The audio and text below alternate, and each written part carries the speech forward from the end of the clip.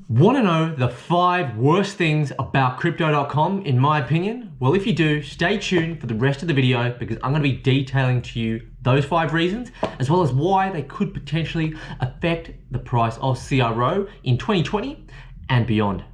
Cheers, viewers. You can still enjoy this one. Use the bilateral.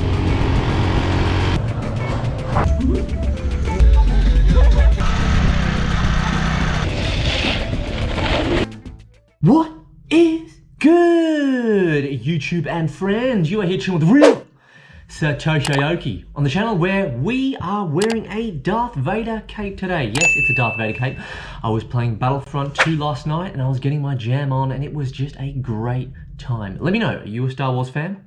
So, what the hell's going on in this video? Earl, why are you talking rubbish about crypto.com? Well, let me fully disclose for those of you that are new around here and watching for the first time, I am an investor in CRO. I have a J green card. I use the crypto.com services and look, to be honest, I am an overall bull on the company which is crypto.com. I believe that they have taken the throne in the crypto debit card space and they are currently sitting at king, but whilst that may be true, they are far from perfect. And well, what's the point of me making this video anyway about the 5 worst things about crypto.com? Let me be clear. The reason that I'm making this video today is certainly not to spread any FUD, any fear, uncertainty, and doubt in the crypto space or in the crypto.com space at all. I'm a massive bull on crypto.com, but I want to see the company grow. I want to see them grow to a multi-billion-dollar market cap company. I want to see them absolutely smash it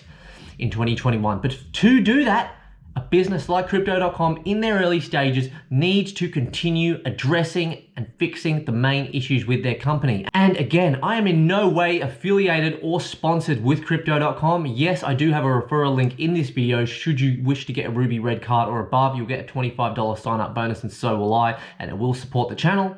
But apart from that, they don't sponsor any of these videos. I'm just simply a passionate YouTuber in the early stages of his channel that just talks about the stuff he does. What do I really want to get out of this though? I really want crypto.com to see this. Chris, hello!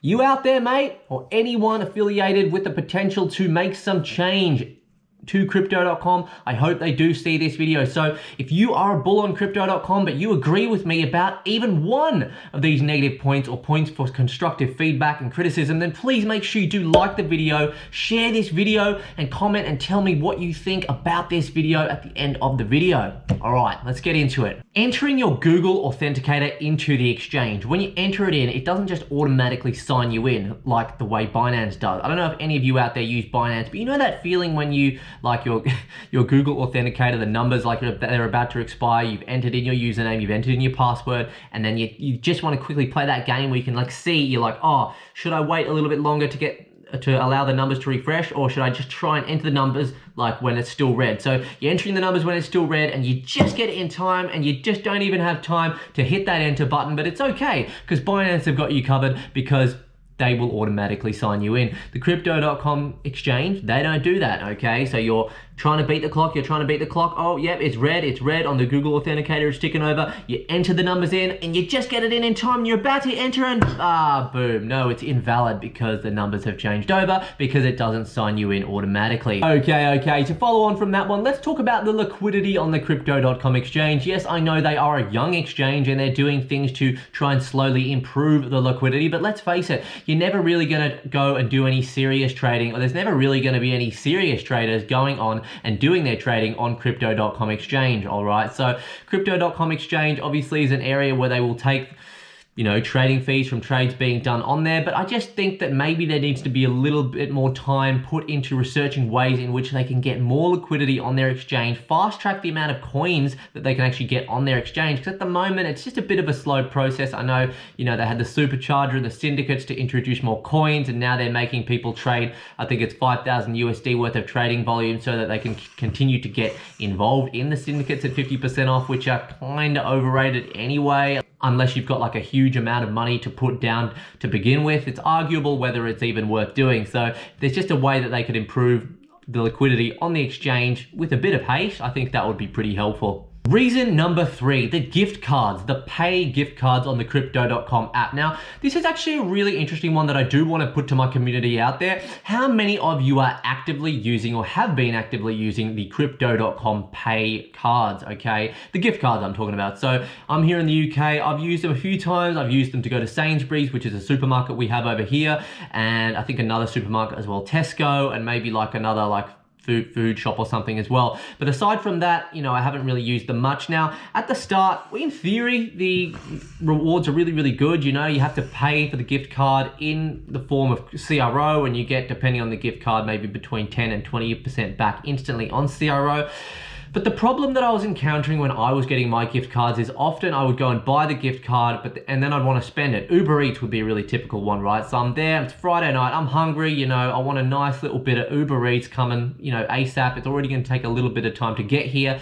I go and I pay for my gift card, but then the gift card, you know, takes like 1 hour before it's even valid. And by that stage, like I'm ready for bed. Like I don't want to even eat anymore. Like it's just taking too long, and I have to end up just paying for it like with my normal, you know, account anyway. And obviously, yeah, I could have done this ahead of time, but it's just not ideal. And, you know, I have spoken to crypto.com about this, and they say, look, a lot of it comes down to the merchant that you are getting the card off, so it's not entirely their fault. And I get that, and I'm not saying, you know, necessarily that it's all crypto.com's fault, but at the end of the day, crypto.com did decide to include this idea of these gift certificates and these gift cards in their programs. And I want to know from you as an audience out there, how many of you out there are using the gift cards? Please tell me what country you're from, what gift cards you're using, and has your experience with them been good?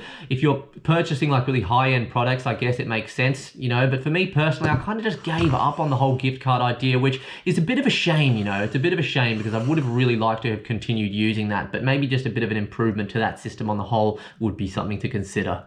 Okay, now this next one is going to be a real biggie, all right? So I've got my Ruby Red card that I've just, you know, ordered from the referral link in the description of this video, but then I decide, you know, it's time to upgrade to a J Green, all right? So what happens then? I can upgrade, I can stake more CRO, but then my Ruby Red card gets totally invalidated. So my Netflix, all my, you know, Spotify, if I've got that attached, all my other subscriptions, basically anything that I've attached to that Ruby Red card, I then have to transfer over back to my original bank card that I was using before the Ruby Red, and I have to wait, you know, a long time for that J Green card to come. At the moment, the waiting times have been crazy generally on an international level, mainly throughout Europe and UK, I think have been the worst wait times, sometimes 2 to 3 months, all right, waiting for these cards.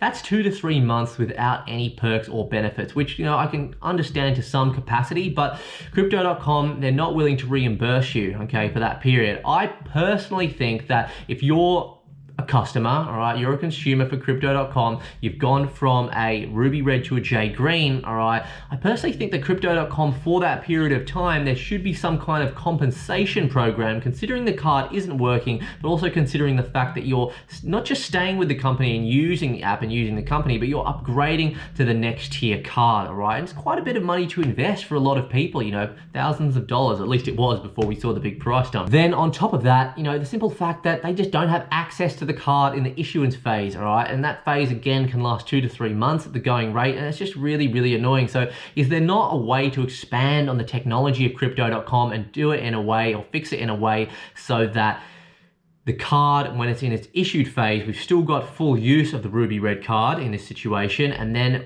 when it's shipped, then we can deactivate the Ruby Red as soon as the new J Green card is shipped, so that we're only without the use of the card for maybe, I don't know, a week or so, rather than a few months, depending on the waiting times and what country you're from.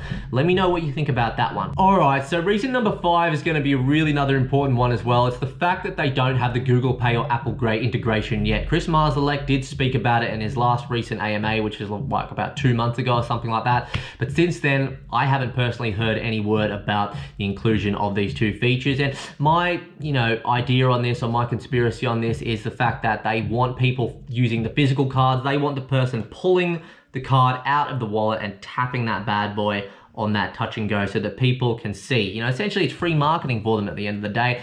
And yes, I do get that, okay? I do get that it's a form of marketing that perhaps that they're trying to do, because I can't think of any other reason why it would be so delayed. Let me know in the comments if you have any other thesis upon this. All right, but what's really most important here?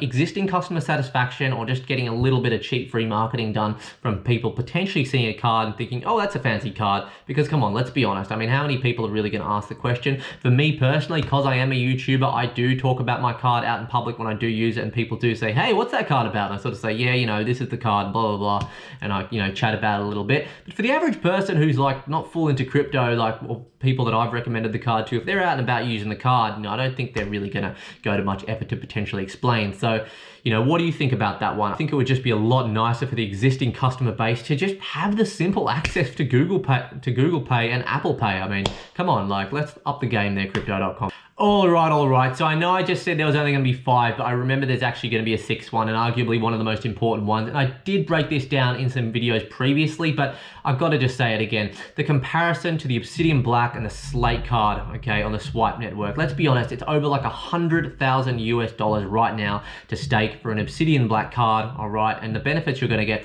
back from that are 12% per annum paid out on that stake, all right, of your CRO.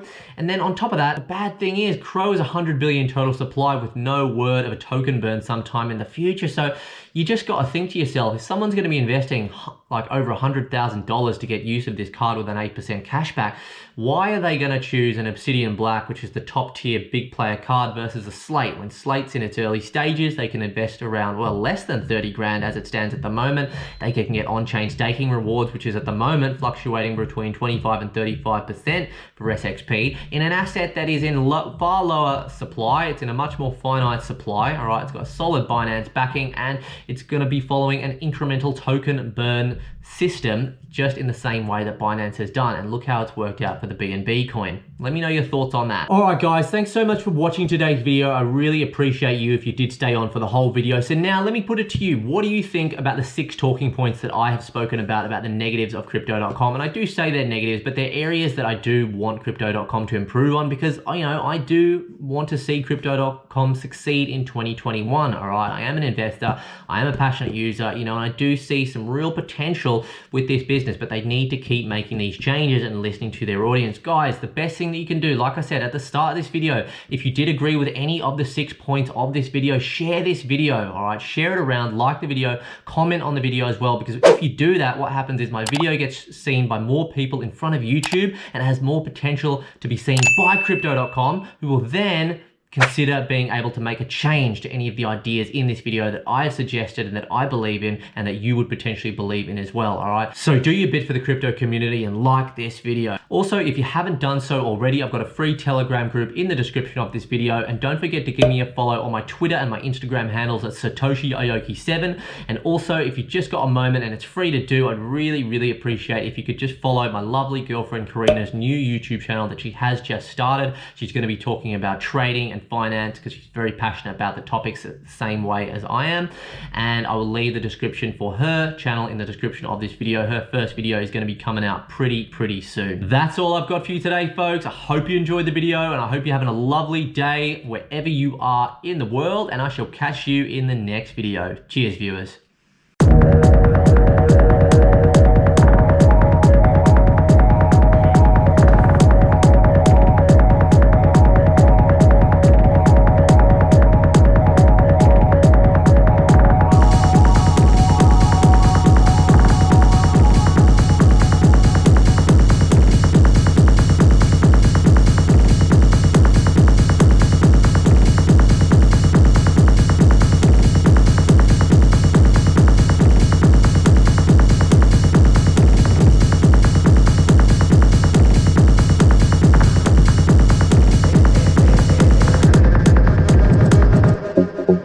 Okay, go.